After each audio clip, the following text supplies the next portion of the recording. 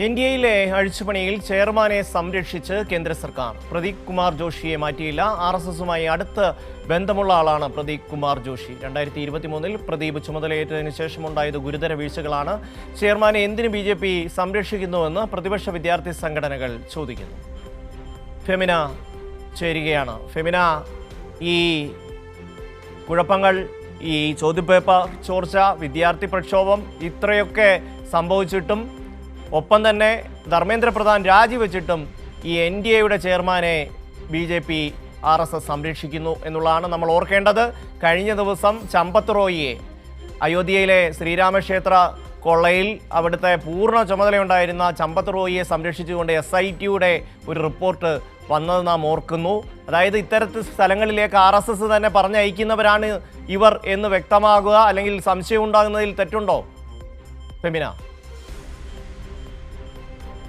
അതെ, NTA UGC പരീക്ഷയുമായി ബന്ധപ്പെട്ട വലിയ തരത്തിലുള്ള ആരോപണങ്ങളാണ് വിദ്യാർത്ഥികളുടെ ഭാഗത്തു നിന്ന് ഉണ്ടായിരുന്നത്. നേരത്തെ തന്നെ പരാതി ഉന്നയിച്ചിട്ടും ഇത്തരത്തിൽ രാജ്യവ്യാപകമായി നീറ്റ് UGC പരീക്ഷാ പേപ്പർ ചോർച്ചയ്ക്കെതിരെ പ്രതിഷേധം നടക്കുന്ന സാഹചര്യത്തിലാണ് ഈ പുനഃപരീക്ഷ പ്രഖ്യാപിക്കാതിരുന്നത് എന്നത് തന്നെയാണ് ഇപ്പോൾ NTAക്കെതിരെ ഉയരുന്ന ആരോപണം. വിദ്യാർത്ഥികളുടെ ജീവിതം വെച്ചാണ് ഇത്തരത്തിൽ, അല്ലെങ്കിൽ അവരുടെ ഭാവിയെ പ്രതിസന്ധിയിലാക്കിക്കൊണ്ടാണ് NTA അവരുടെ കെടുകാര്യസ്ഥത മറക്കാൻ ശ്രമിക്കുന്നത്. ഈ ഒരു ഘട്ടത്തിൽ തന്നെയാണ് NTA ചെയർമാൻ പ്രദീപ് ജോഷിയെ കേന്ദ്ര സർക്കാർ സംരക്ഷിക്കുന്നതായിട്ടുള്ള റിപ്പോർട്ടുകളും പുറത്തു വരുന്നത്. അത്തരത്തിൽ ഈ NTA ചെയർമാൻ 2023 പ്രദീപ് ജോഷി NTAയുടെ ചെയർമാൻ ആകുന്നത്. അന്നു മുതൽ 10ലധികം പരീക്ഷകളിൽ ഇത്തരത്തിൽ വലിയ ഗുരുതരമായിട്ടുള്ള പിഴവുകൾ സംഭവിച്ചിട്ടുണ്ട്.